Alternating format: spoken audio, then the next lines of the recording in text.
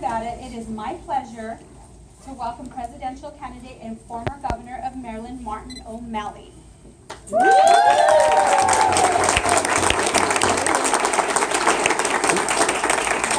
O'Malley was born in Washington, D.C. and raised in Maryland. He attended Catholic University of America and later studied law at the University of Maryland, earning his J.D. in 1988. Mr. O'Malley was first elected mayor of Baltimore in 1999 and later went on to be elected the governor of Maryland in 2006 and re-elected in 2010.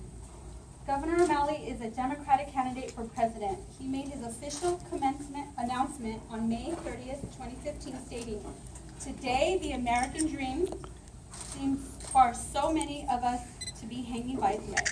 This is not the American dream. It does not have to be this way. This generation of Americans still has time to become great. We must save our country now, and we will do that by rebuilding the dream." Governor O'Malley, welcome to Local 1107.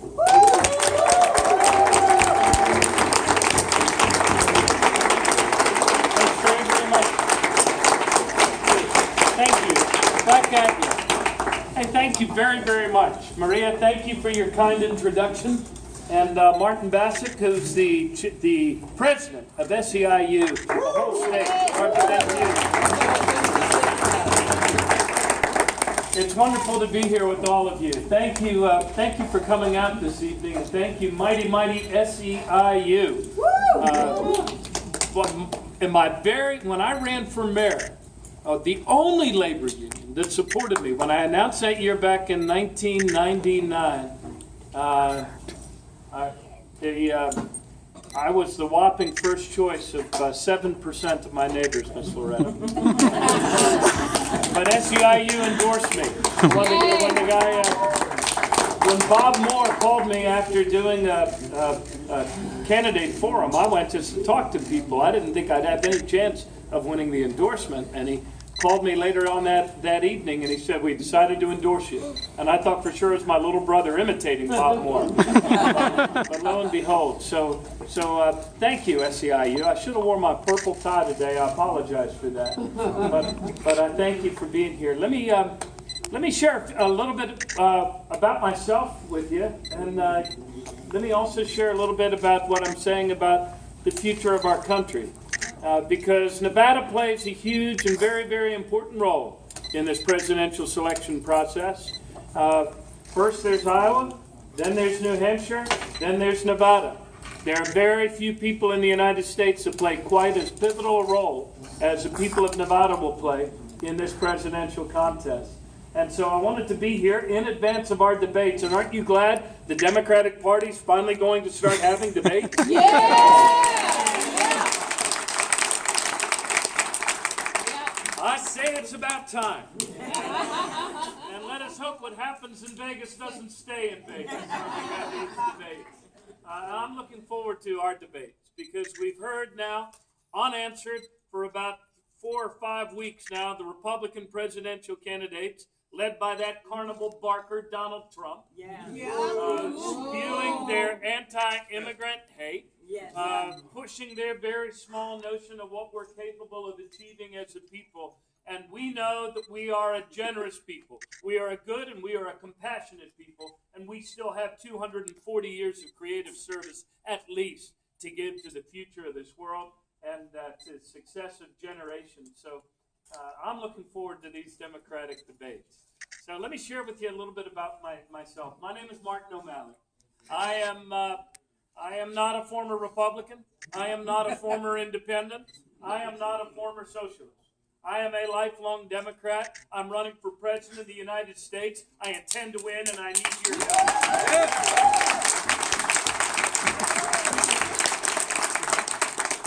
Some of the most important things, my wife and I, by the way, have 4 kids. Grace and Tara are 24 and 23. My sons, William and Jack, are 17 and 13. And like all of you, we would do anything in this world to be able to give them a healthier life with more opportunity than my parents and grandparents gave to me and my wife, Katie. And that's really what it's all about, isn't it? Yes. It's what it's all about. The most important things I learned about our country, I learned from my parents. I was one of 6 children, which made us a mid-sized Irish Catholic family, only 6 kids. But my parents taught us that in fact, as a nation, that we are a great people, and that every generation has a responsibility to make their nation stronger. And it's only by making our country stronger that we're able to give our children greater opportunities than we've enjoyed. My mom and dad were children that were born into the Depression, but they grew up to become part of that generation that Tom Brokaw called the greatest generation. My dad went to college on the GI Bill after flying 33 missions over Japan. My mom, for her part, at the age of 17, got a pilot's license, flew in the Civil Air Patrol over the skies of Fort Wayne, Indiana. How about that? And, but they taught us, they never would have taken on that title of greatest generation themselves. They believe that each of us has a responsibility in every generation to make our country stronger. They taught us that in our country there is no such thing as a spare American, that we're all in this together, that we need each other, and that we have to help each other if we're going to succeed. You are going to hear many candidates walk across that stage as Democrats in the Democratic presidential contest, and all of us will make progressive promises. But I'll be the only candidate on that stage with 15 years of executive experience actually pulling people together, forging a new consensus to get progressive things done. As when I ran for mayor of Baltimore in 1999, it was not because our city was doing well. It was because we had allowed ourselves to become the most addicted and violent and abandoned city in America. We needed to forge a new consensus to save lives and to turn that around. And so we did. We put Baltimore on a path for the biggest crime reductions of any major city in America over the next 10 years. We greatly increased drug treatment to help heal our neighbors from the scourge of drug addiction. And then when I ran for governor in 2006, little did I know that we would be hit by the greatest economic downturn that we'd seen since the Second Great Depression. While other states tried to cut their way to prosperity, we instead invested more in our children's education. We went 4 years in a row without a penny's increase to college tuition. We made our public schools the best in America 5 years in a row. We were the first state to pass a living wage. We raised the minimum wage to $10.10 an hour, and a couple of our counties raised it even higher. We extended collective bargaining rights to more people rather than fewer.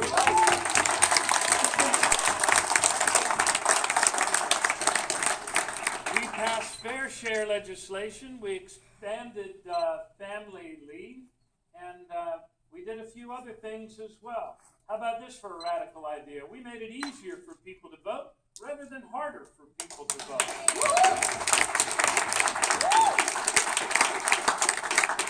We passed marriage equality, and we passed the DREAM Act, and we passed driver's licenses for new American immigrants so they could get to and from work and take care of their families. And I want to underscore this because given the tragedies that we've seen, especially over the last couple of days, when we saw the slaughter of the innocent in Newtown, Connecticut, and President Obama called upon all states to step forward and take action, we forged a new consensus, and with a ban on combat assault weapons, with a background check, with fingerprints for the purchase of new handguns, we passed comprehensive gun safety legislation in the state of Maryland.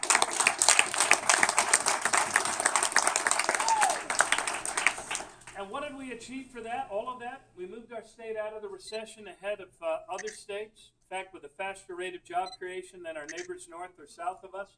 And the U.S. Chamber of Commerce, which hardly ever says nice things about Democratic governors anywhere, named us the #1 state in America for innovation and entrepreneurship 3 years in a row. And all through the recession, not only did we defend a AAA bond rating, but we also defended the highest median income of any state in the United States. So I'll be darned. Including people more fully in the economic, social, and political life of our state was also good for our state's economy, was also good for wages. So what does that have to do with where we stand right now? as we begin this search finally for a new president to lead us after President Obama's 8 years are completed. When I announced for president about 100 days ago, my daughter returned to her first grade class at Walter B. Carter Elementary School.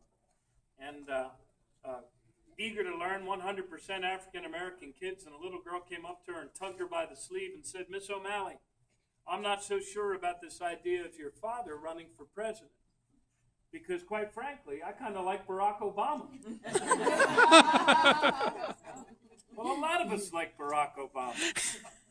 When our country was this close to being plunged into a second Great Depression, we elected a new leader in Barack Obama to move our country forward, and that's exactly what he has done.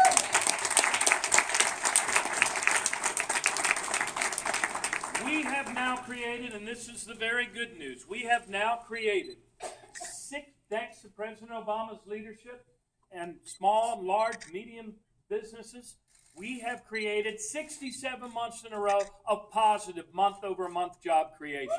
That is the very good news. So our country's moving in a better direction. But our work isn't over. We elected a president. We didn't elect a magician. And we still have work to do. Because the hard truth of our times is that for the 30 years prior to our election of President Obama, we followed mostly a failed trickle-down theory of economics. And you know what it's all about.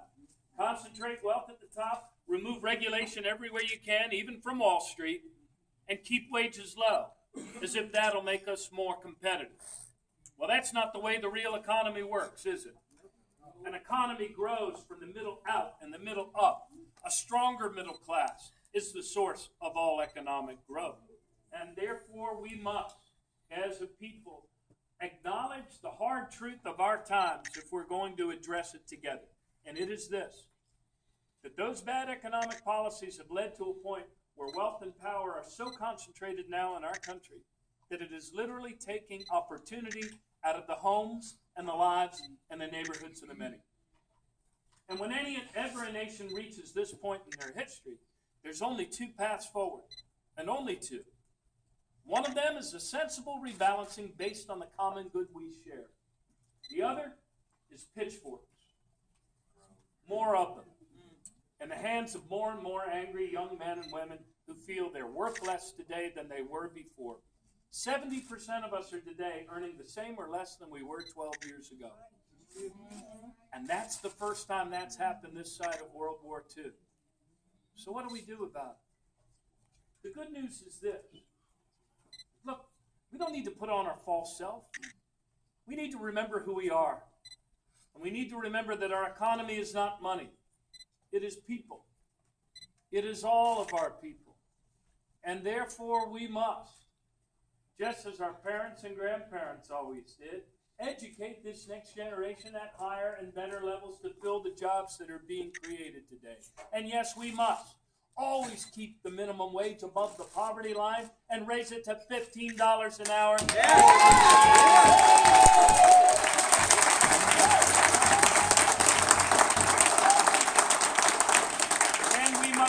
Overtime pay for overtime work. We should make it easier for people to join labor unions and bargain collectively.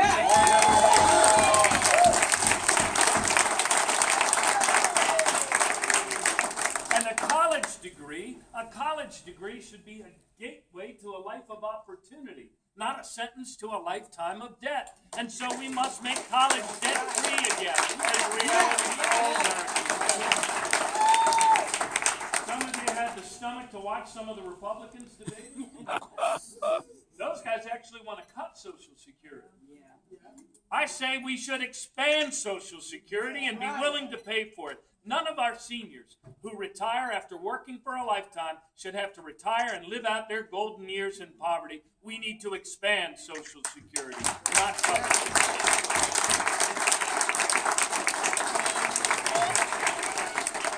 And there's a couple things I think we need to stop doing as Democrats. One of them is turning a blind eye to the excesses of Wall Street. Yes. What have we come to as a country? And boy, was there a lot of devastation. I was on the front lines of that in my own state in Maryland.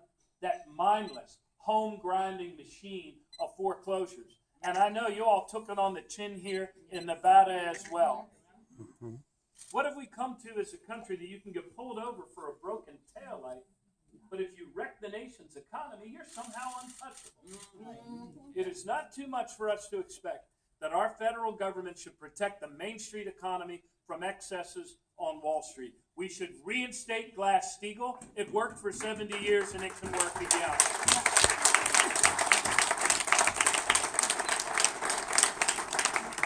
We should also, I believe, focus on building up our American economy, and we should stop stumbling backwards and blindfolded into bad trade deals that ship American jobs and corporate profits abroad. We should build our own economy.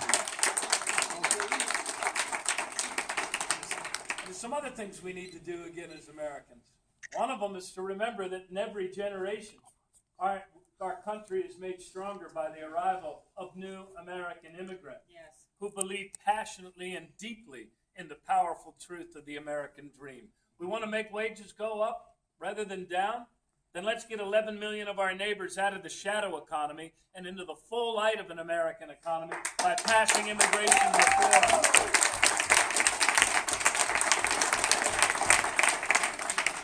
And as Americans, we always have found a way in every generation to be able to square our shoulders to the great challenges ahead and make them our opportunities.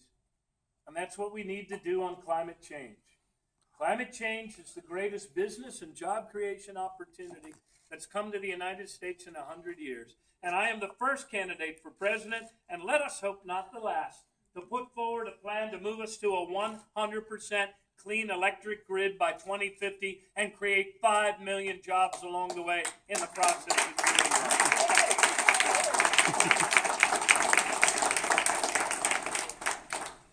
So there are many things we need to do. There's work to be done.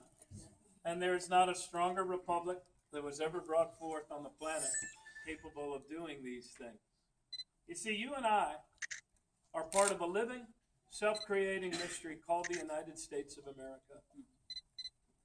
But the promise that's at the heart of that mystery is not some vague idea out here someplace.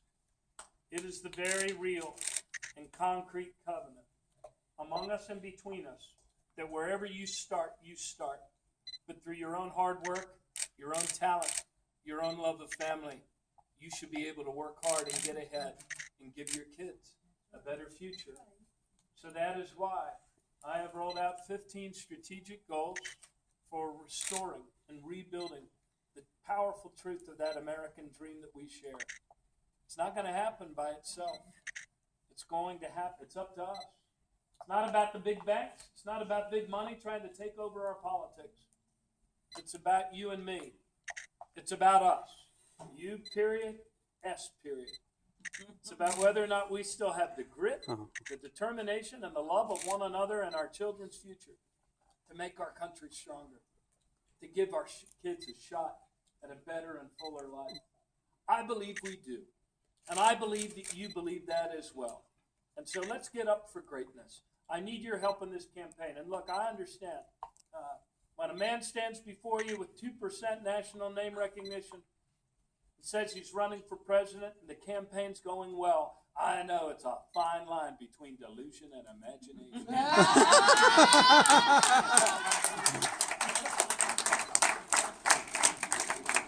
But I also know this, and there's no delusion about it. Every place I've traveled across our country, people say two things to me over and over again, and they are the phrases new leadership and getting things done. If we're going to get things done again as a people, if we're going to move forward and not back, if we're going to build upon the good things that President Obama has accomplished, stay true to them, and deliver on that promise of the American dream for our kids, we've got to get new things done. And I need your help. And I know the odds are tough. People say to me, man, you face a tough fight. These are tough odds. But you know what? I kind of like the odds. I never bet against the United States. And I like a tough fight. I've always been drawn to them.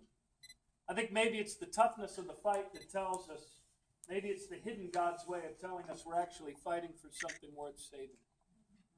Our country's worth saving. The American dream is worth saving. And this planet is worth saving. I need your help, and I thank you for coming out here this evening.